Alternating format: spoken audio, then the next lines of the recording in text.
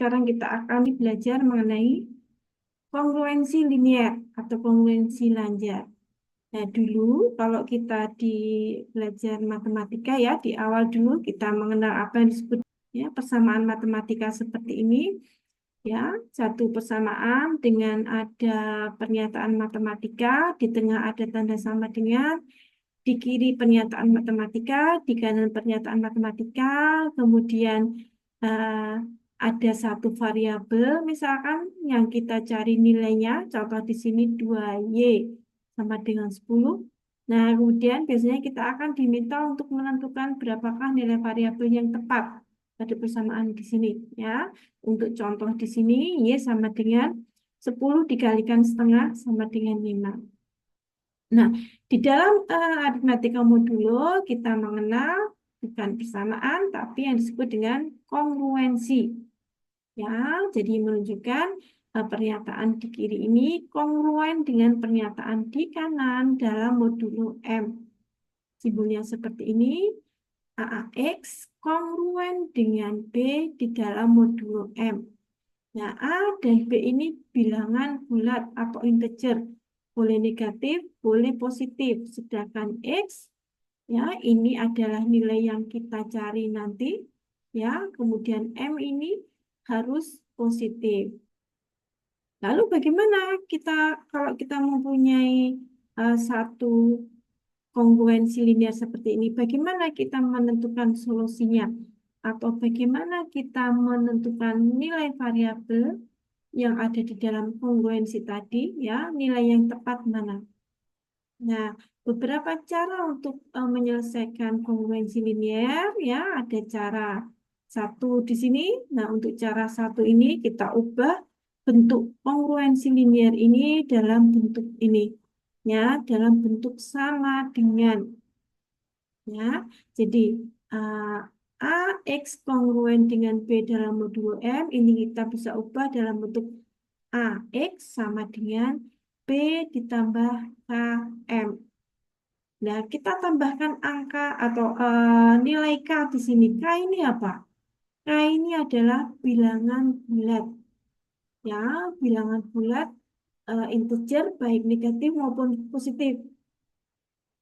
Ya, sehingga kalau diminta untuk mencari X, kita ubah persamaan ini menjadi X sama dengan B ditambah KM dibagi dengan A. Nah, pengubahan ini tidak bisa kita lakukan ketika masih dalam bentuk kongruensi seperti ini. Ya, jadi kongruensi seperti ini tidak bisa kita ubah menjadi X kongruen dengan B mod M per A. Itu tidak bisa, ya. Yang bisa kita ubah dulu di dalam bentuk seperti ini, baru kita bisa pindahkan A ini ke ruas kanan. Ya, jadi X sama dengan B ditambah KM per A.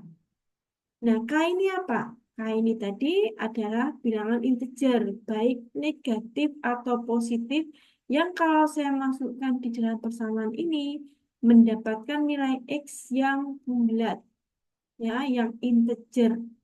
Berarti apa? Berarti kan K-nya boleh kita pilih berapa saja? Iya, K-nya boleh kita pilih berapa saja. Berarti apa? Berarti nanti kita mendapatkan nilai X yang tidak hanya satu. Iya, ya. Solusi untuk kongruensi linear ini X-nya tidak hanya satu bilangan saja.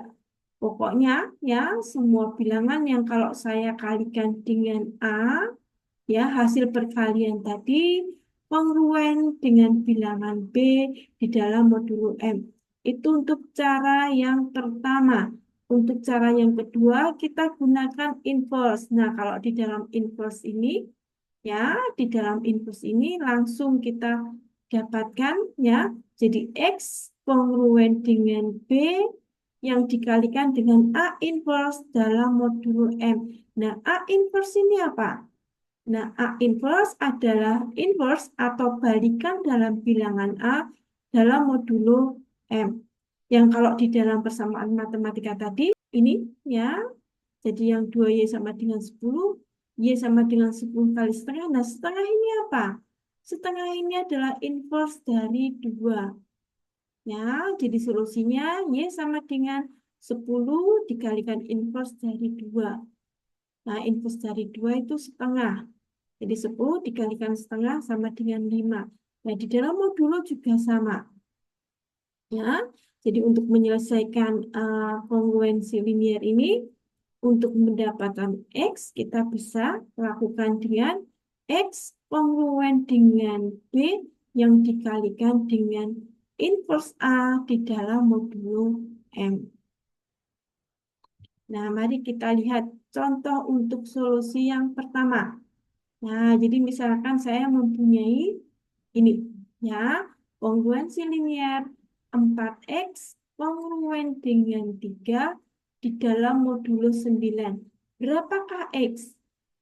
Nah, X di sini adalah bilangan yang kalau saya kalikan dengan 4, hasil kali tadi itu kongruen dengan 3 di dalam modulo 9. Kita tahu 3 modulo 9 itu 3. Nah, berarti 4X ini 4 dikalikan X, modulo 9-nya juga harus 3. Nah, untuk cara yang pertama, kita ubah dalam bentuk sama dengan ini. Sehingga X yang kita bisa cari dengan 3 ditambah K dikalikan 9 dibagi dengan 4. Lalu bagaimana? K-nya kita coba semua. Ya, K dicoba semua ya.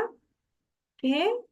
K sama dengan 0, kita masukkan ke persamaan ini. Jadi 3 ditambah 0 dibagi 4. Hasilnya 3/4. Ini tidak bulat. Kalau tidak bulat berarti apa? Ini bukan solusi.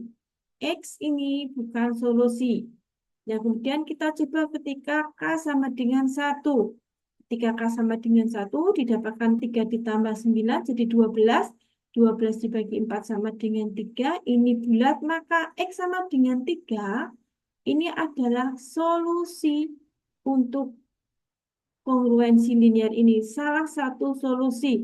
Kenapa salah satu solusi? Ya karena kalau saya coba K-nya lagi ya, contohnya di sini ketika K sama dengan 5, maka didapatkan nilai X yang bulat 12. Ini juga solusi. Ya, demikian juga kalau saya coba nilai K yang negatif, ya, baik dari negatif min 1, min 2, min 3, dan seterusnya. Ternyata saya juga menemukan beberapa solusi di sini. Ya. Yang pertama ketika K-nya min 3 didapatkan X sama dengan min 6.